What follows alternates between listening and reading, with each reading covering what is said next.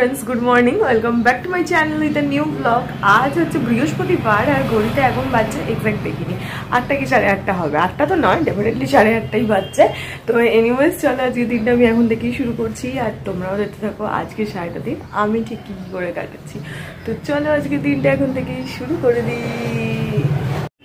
সারা দিনটা গরম থাকলেও এই ভোরে মানে সকালের দিক আর রাতের দিকটা বেশ ঠান্ডা ঠান্ডা থাকছে, কিন্তু এখন ওয়েদারটা মানে বোঝাচ্ছে যে এবার শীত আসছে, তোমরা রেডি হও। বেশ ভালোই ঠান্ডা ঠান্ডা লাগছে, ফিলও হচ্ছে। এই সকালের টাইমটা না দুদিকে জানলা ফানলা যদি খুলে রাখা যায় তাহলে আর ফ্যান চালানোর কোনো দরকার পড়ছে না। দাঁড়াও তো, ও মা এসে গেছে। ময়লা ফেলার গাড়ি এখান থেকে বাঁশি দিচ্ছে, তো অনেক দূর থেকে কখন আসছে বুঝতে পারছি না। মামল তাই দেখ তো কখন আসছে, তো সেই বুঝে মা নামবে ওই জন্য এসে গেছে। হ্যাঁ সকালটা এতটাই শিমশিম থাকছে না, ঘুম থেকে উঠতে লেট হচ্ছে আর অ্যাজ ইউজুয়াল এক্সারসাইজ করতে লেট হয়ে যাচ্ছে। বাট এক্সারসাইজটা যদি একেবারে ছেড়ে দিই তাহলে মুশকিল ব্যাপার হয়ে যাবে, জানো তো। ওয়েটটাকে আর ধরে রাখতে পারবো না, তখন খুব একটা বিচ্ছিরি ব্যাপার হয়ে যাবে। এই ঠান্ডা পড়লে আমার মাথায় নানা রকম চিন্তা ঘুরতে থাকে। দেখি 8:30 বাজে, একটু 10 মিনিট চেষ্টা করি একটু এক্সারসাইজটা করার।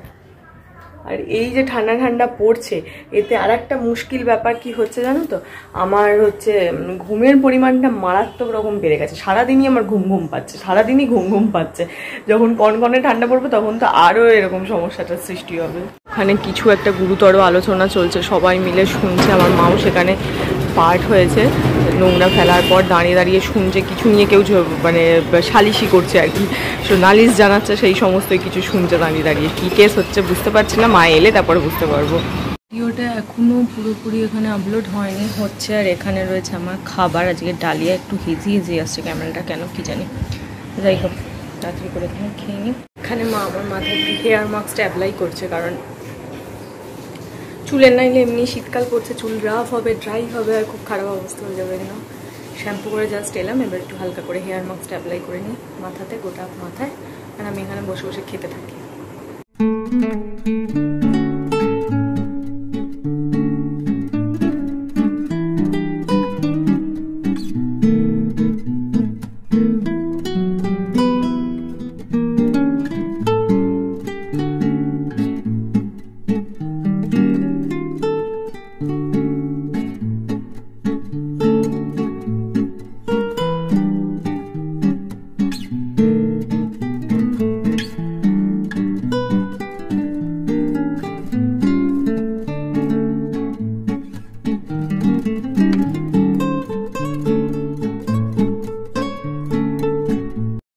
চলো এবার রেডি হওয়ার টাইম হয়ে গেছে, রেডি হব। কিন্তু আমার চুলের যা অবস্থায় কখন শুকোবে আমি জানি না।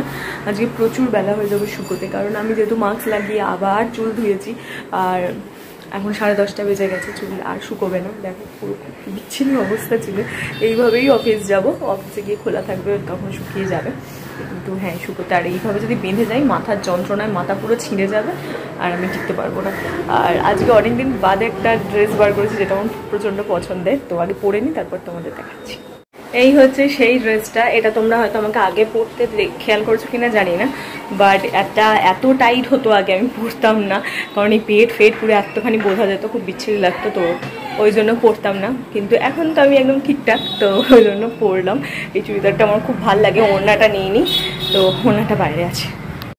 চলো চুলটা আলটিমেট এরকম অবস্থায় রয়েছে, আর আজরাবও না কিছু করবো না, এভাবেই চলে যাব। 10:51 মতন বাজে, কাকু নিচে দাঁড়িয়ে আছে, তো চল তাড়াতাড়ি করে যাই। আর ওড়নাটা বাইরে ঘরে আছে, ওড়নাটা নেবো, নিয়ে বেরাবো।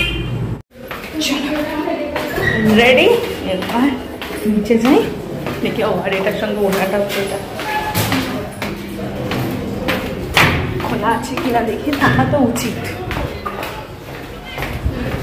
হ্যাঁ আছে। এক হাত দিয়ে না টাকাটা মুশকিল ব্যাপার হয়ে যায়।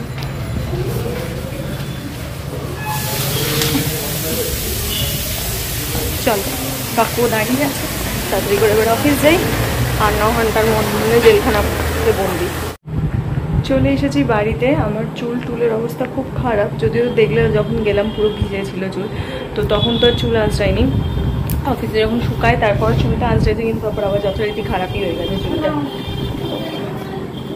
এখন ভালো করে ঠিকঠাক করে আঁচড়াবো, আঁচড়ে তারপরে হচ্ছে তো আমার চুলটা ঠিক হবে, নাহলে ঠিক হচ্ছে না। আর আমারও অস্বস্তি হচ্ছে যতক্ষণ আমি চুলটাকে এরকম দেখছি, ওই জন্য আমি এরকম একটা হালকা করে ক্র্যাচার লাগিয়ে তারপরে এলাম।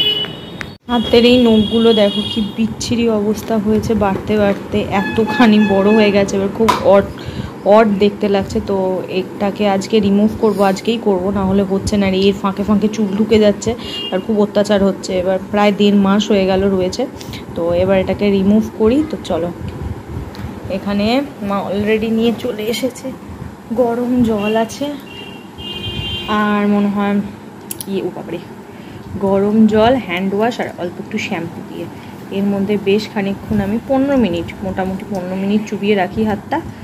তারপর এখানে দেখাচ্ছি কি করে তুলতে হয়। এই জায়গাটা উল্টে দিই। গরম তো, ভালো গরম তো নয় রে, ভালো গরম, হাত দিয়ে দেখো। আমি দেখেই তো নিয়ে আসলাম। গরম না, গরম নিয়ে হাত দিয়ে দিয়ে কি আর হাত দিই নাকি বাবা। 15 মিনিট বাদে নেল ফাইলটাকে এমনি করে নখে ঢোকালে বাস এটা সুন্দর রিমুভ হয়ে যায়। দাও তোমাদের দেখাই, এই দেখো পুরো রিমুভ হয়ে চলে এলো। নখটার কিন্তু কিচ্ছু হয় না, অ্যাজ ইট ইজ থাকে, বাট রিমুভ হয়ে যায়। এটা খুব ইজিলি ঘরে রিমুভ করা যায়। পার্লারে এটা গেলেই 500 550 এরকম চার্জ করে ওরা এটা রিমুভ করতে। আর এই হচ্ছে আমার আসল নখ, কতটা বেড়ে গেছে দেখেছো? হ্যাঁ, কতটা বড় হয়েছে নখটা, কতটা বড় হয়েছে, ওই জন্যই। হ্যাঁ, তো চলো পরে এগুলো একটা একটা করে নিই। অলরেডি কতগুলো তুলে নিয়েছি দেখো। চাদরের উপরে এই একটা চাদর পেতেছি, কারণ নাহলে জল পড়বে। অলরেডি 3টে তোলা হয়ে গেছে। মা এখানে 4 নাম্বার নখটার পেছনে পড়েছে। দেখা যাক, আমার মা খুব মজা পায় এগুলো তুলতে, আর আমারও ভালো লাগে। একটুখানি সময় লাগে, পুচুম করে ঢুকে যায়। দেখো, দাঁড়াও দেখা, বুঝতে পারবে কিনা। হ্যাঁ, এইখান থেকে ঢুকলেই টুক করে ঠেললেই এটা কি সুন্দর উঠে চলে আসে। না, একটু জল নিয়ে নাও নাহলে। এই এটাও উঠে গেল, ব্যাস সবকটা উঠে গেছে। আর একটা লাস্ট নাও,